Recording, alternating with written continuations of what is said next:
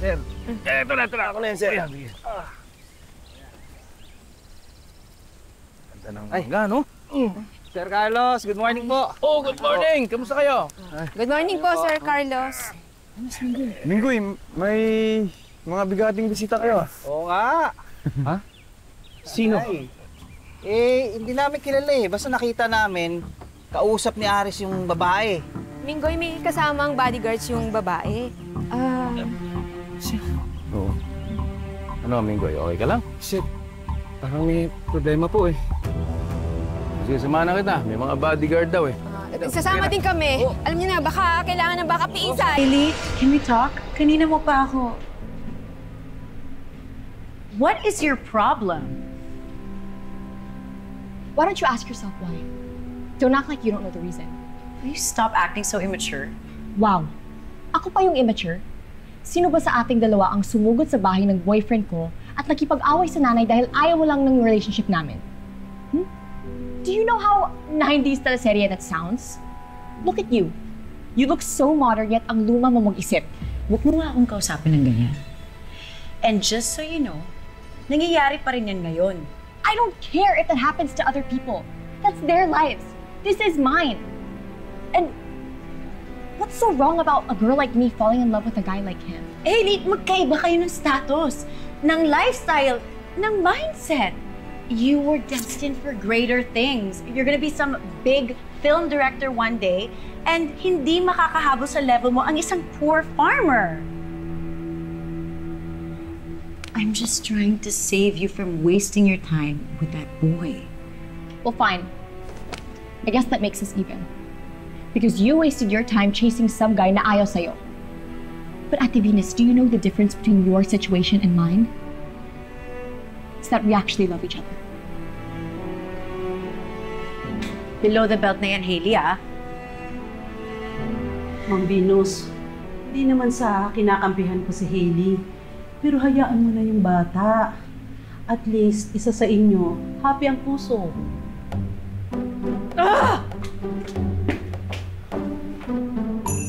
Excuse me po? Sino ka?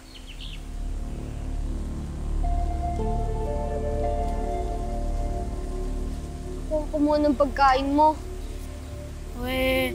Di nga. Ikaw nga yun. Ako ang nagdala ng book sa kwarto mo. Talaga ba? Ikaw din yun?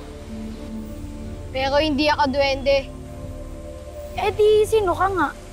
Ako si 11, 15, 2, 12, 78, 15, 22, 31, 12. Bakit puro numbers yung pangalan mo? Pero hindi ako ang mami mo.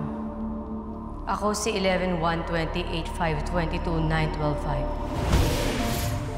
5. Alien ka? Paano ka napunta dito? May iba ka pa ba mga kasama? Ako lang. Di kilala mo si Tita Grace, no? Oo. Si 11, 1, 28, 5, 22, 9, 12, 5. Parehas kami ng planeta.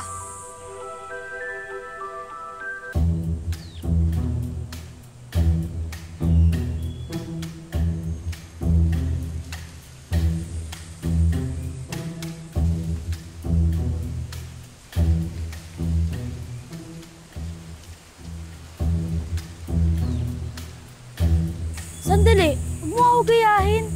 Si Tita Grace, ginaya niya yung mami ko. Ikaw, sino naman yung ginagaya mo? Yung kaibigan ni Glenn, yung nasa book mo.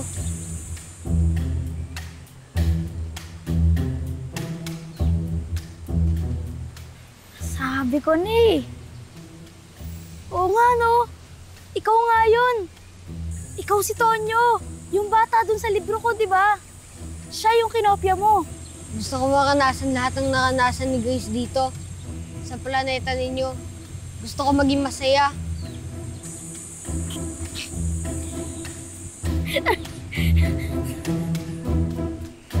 Teka, sandali, ano ba? Pagod na ako eh.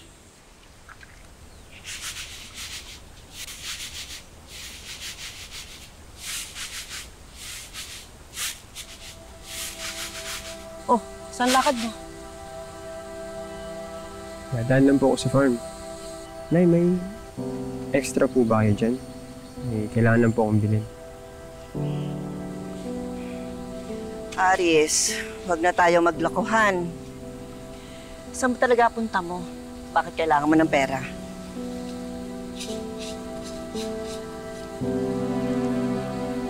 Nay,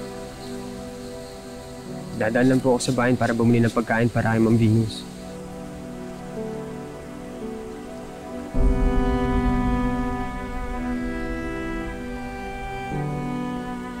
Nay, ginagawa ko po ito para kay Hailey. Mahal ko siya. Alam ko.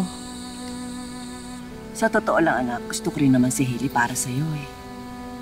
Pero para sa ikatatahimik nating lahat,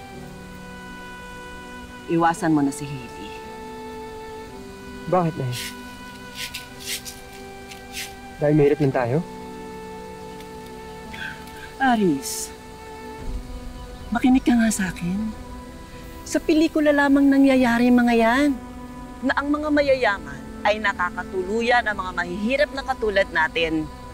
Alam mo kung bakit? Kasi, fantasy lang yun. Hindi yun totoo. Walang ganon. Bihira. Kung kami ni Hailey sa bihira. Anak, hindi ka ba nakikinig? Ikaw dapat ang mas nakakaintindi sa mga ganitong sitwasyon. Anak, alam mo kung anong pinagdaanan ng isang mahirap na katulad ko sa pamilya ng tatay mo. Ayokong mangyari sa'yo yun. Ayokong matulad ka sa akin. Gusto ko rin main love. Paano ba yun? Alam mo, matagal na proseso pa yun. Tsaka tignan mo, masyado ka pang bata para ma-in love, no? Gusto ko magka-best friend. Pwede bang ikaw na lang din? Oo naman. Pero teka, paano mo nalaman lahat yun? Di ako sumama sa mga kasama namin pa uwi ng NC8. Dahil gusto ko malaman ang buhay ni 11-1, 28-5, 22-9, 12-5. Bilang tao.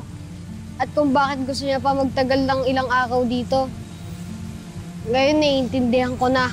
Doy, andyan na yung daddy mo, pati si Tita Grace mo. Pumasok ka na. Opo, Yaya, ito na po!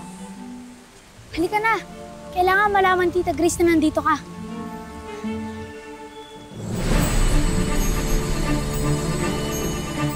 Hindi ako makagalaw. Anong ginagawa mo sa akin?